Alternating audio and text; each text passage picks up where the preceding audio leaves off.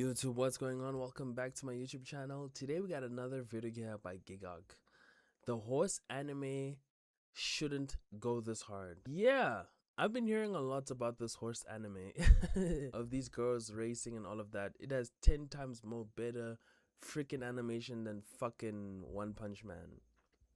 Excuse my language.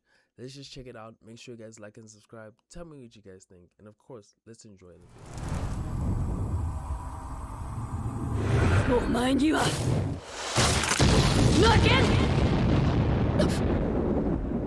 I know I'm late to this one. Horse girls. For the longest time, that term was synonymous with that weird girl in class that seemed to be more obsessed with her horse than she was with people. But in 2025, everything changed. This was the year that Uma Musume broke into the— Yeah, no, because remember, this is a live service game, right? It's like kind of like a Genshin Impact, right? I remember that this was like, it's based off of a game, this whole Horse Girl series, right? Western markets. For a few glorious weeks, everyone was getting into horse girls. Memes flooded the internet. Pictures of real horses would not get off my feed. Even my mate P got viral playing it. And just look at him. They're rounding the first corner and she pops the swinging maestro. She pops the swinging maestro. This man is too cool to know about anime. But while everyone was focused on the game, at the same time, another beast awoke.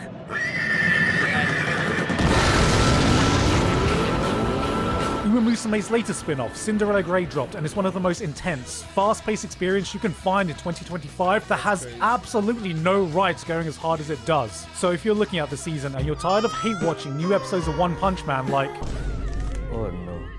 Oh no. Maybe the next one will be better. Oh, this is very bad. It's always me. well, forget all that because this is the year of the horse. Girls, you don't need to know anything about Uma Musume. You do not need to give a damn about any of these silly memes because even without all that, this is the most hyped sports anime you can find in 2025, showing what happens when a company takes— No ways. This is the most hyped anime when it comes to oh my gosh. What has anime turned into?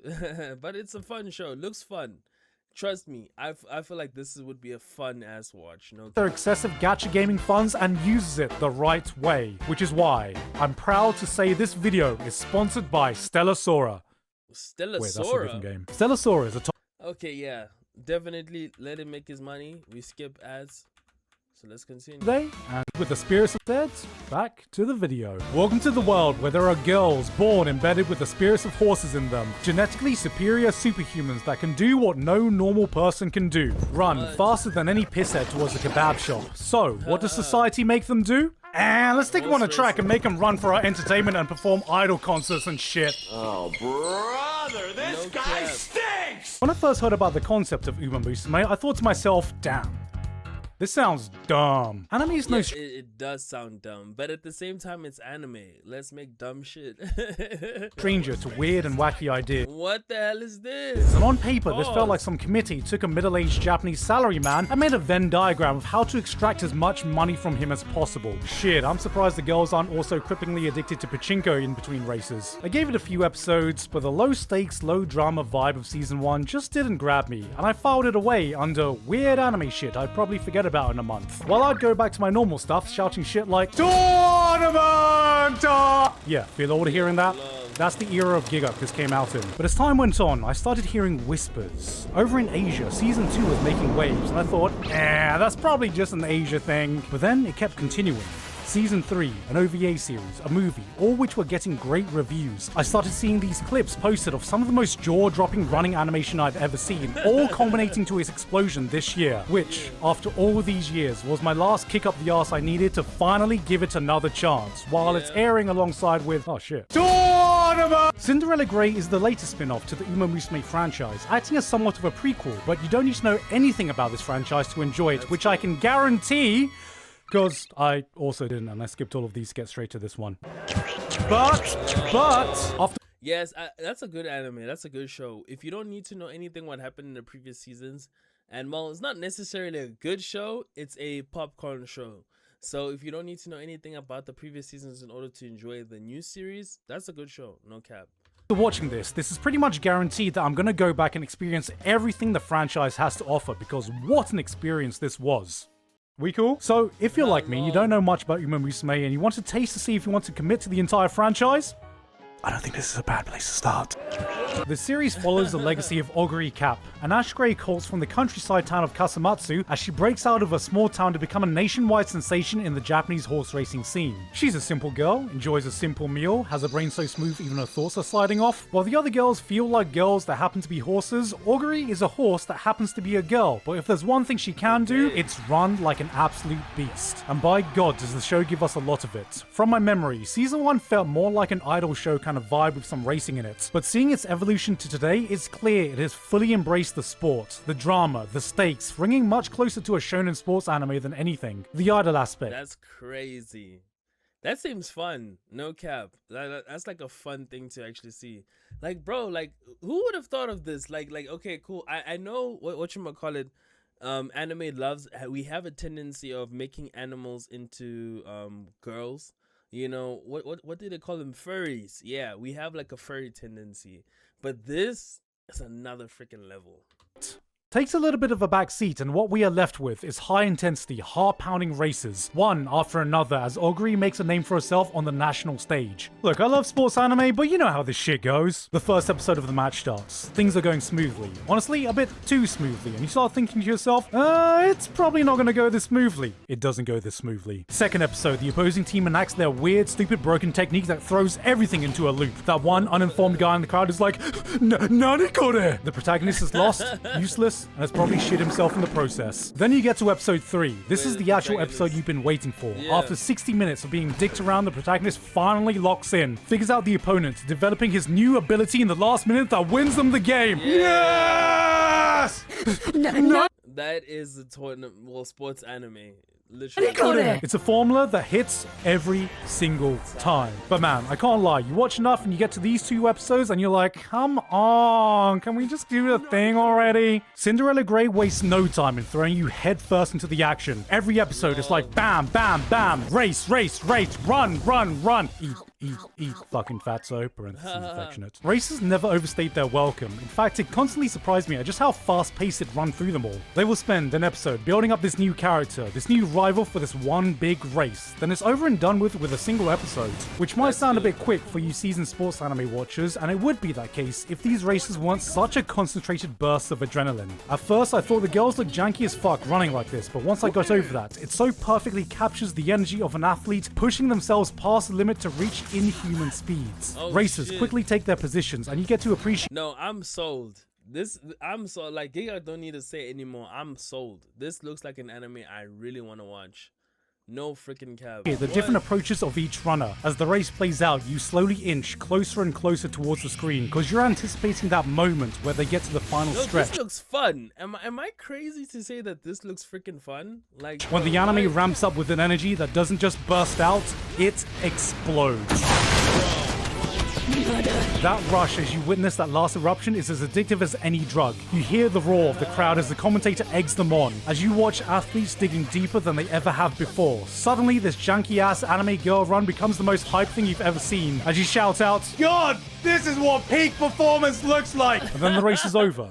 You calm down, switch on the next episode, and experience it all again. I think what sets it apart from other sports anime is that it honestly feels like you're watching the actual sport rather than some shonen anime battle that happens to have a sport in it. You have your basic tactics going into every race. There is some inner monologue, but for the most part, you get to just be a part. Very rare to kind of like have that feeling of like, okay, cool.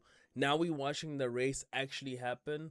Whereas other anime is kind of like the anime and the sport. You know, a few like Haikyuu, Kokoro Connect, I think it's Isoto Soccer, Blue Box. Is it Blue Box, right?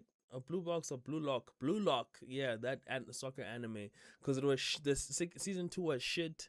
But yeah, you know, of course, it does feel good to watch a sports anime, especially when it feels like you're like, how can I say it? The immersion of you experiencing the match is like live for us, you know. Part of the crowd hearing the commentary as you watch a bunch of girls just absolutely leg it, like Oguri was told there was KFC waiting at the finish line. One part I really liked is that just because a character lost the race, it didn't mean they were banished to the fucking Shadow Realm, never to be seen again in side character hell. Familiar faces stick around, get another chance to prove themselves, and sometimes they do. In anime logic, that's good, you know, because sometimes, you know, man, they as you said, the side character hell. If this guy beats this guy, that means this guy's stronger and will forever be stronger. Bye-bye, It was nice knowing you, fucker. Now get in the cage with all the other losers in there. Well, we all know this isn't actually how sports work. Legacy is what this is all about. Nobody becomes the greatest of all time by winning one match. Do you think Ronaldo lost one El Clasico to Messi and was like, okay bro, I guess you're better than me now, have fun at nationals? No! He came back and fought match after match, season after season, refining his game, sharpening his skills, taking it in turns, breaking records, pushing each other to the limits for years in a rivalry that will span a decade. And only then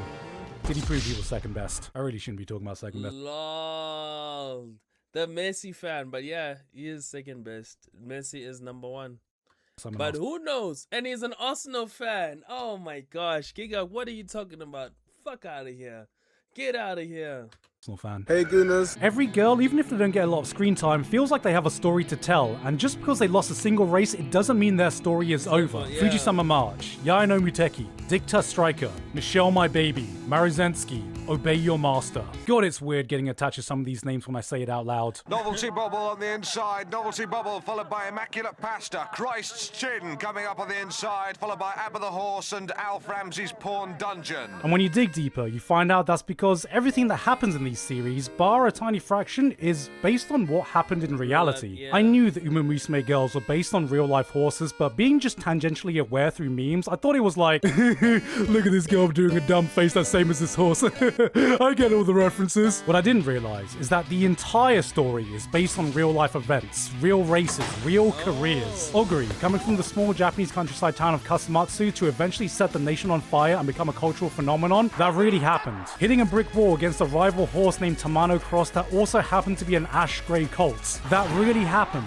I thought the source material for this was a manga, but it turns out it was fucking Wikipedia. I can't watch things based on true events, 'cause I'll get trapped on Wikipedia. It is insane how perfect What song was that? That was too funny. Oguri's story was set up for a shonen underdog story, so you get curious. And then you read further in and you see that the real Oguri Cap was born with a deformity in his leg, causing it to be bent. Trainers were unsure if he could even walk, let alone run. And this was portrayed in the anime by her mum massaging her flexible legs, and she always believed in her, and that's why she loves to run, just cause she can run. And this was the exact moment I realized I was lost, down into the Uma Musume rabbit hole, too far gone to crawl my way out. Knowing this stuff is not necessary at all, but it just adds that extra layer of appreciation to the stories you're seeing unfold and puts the because it's like, you know, you kind of blending reality with fiction, and it's kind of like its own weird, as much as they're girls and horses and, you know, the weirdness about it, like, it's just fucking awesome. I don't know.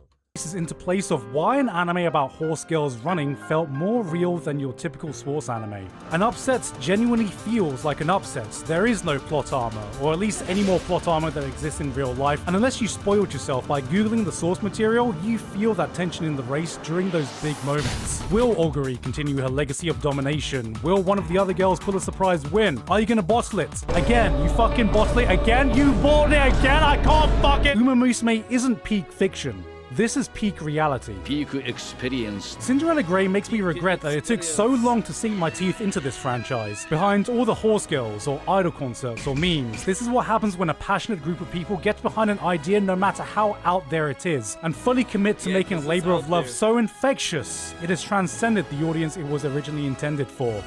I guess what I'm trying to say is, Arsenal are going to win the Premier League this year. It's basically guaranteed. It's finally going to be our year. Who knows, man? But yeah, enough about football. Dude, that is crazy. That is honestly awesome. That looks like a fun show. That looks like a really, really fun show. I think something which we really need to get into.